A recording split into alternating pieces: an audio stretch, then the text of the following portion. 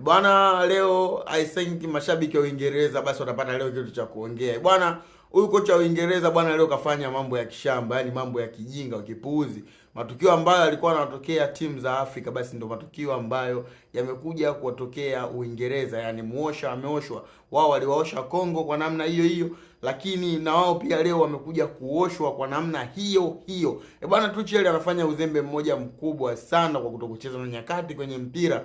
Muda ambao mechi ilikuwa inahitaji mabeki basi hakuweka mabeki, lakini muda ambao mechi ilikuwa inahitaji washambuliaji yeye ndo akaenda kuweka mabeki. Kwa hiyo alitegwa kwenye mtego wa substitution na akategeka, akaingia kwenye mfumo. Hatimaye mechi imemalizika 2-1, Lionel Messi akitia assist zake 2, lakini goli likifungwa na Enzo Fernandez pamoja na Lautaro Martinez. Bwana, mechi ilikuwa big match sana, yani bonge la mechi ambayo ni ya kutizama, mechi yenye vibe kishenzi. Kwa hiyo finali itapigwa kati ya Spain na Argentina, Lamine Yamal versus Messi. Kwa hiyo tunashuhudia finali ngumu sana bwana. Vijana wa Uingereza out, tunaweza kusema hivyo, au Uingereza hawana lao, japokuwa waliongoza mchezo wao mpaka dakika 87, bado wao walikuwa wanaongoza, lakini mwisho wa siku game imechange, wamechukua matokeo Argentina.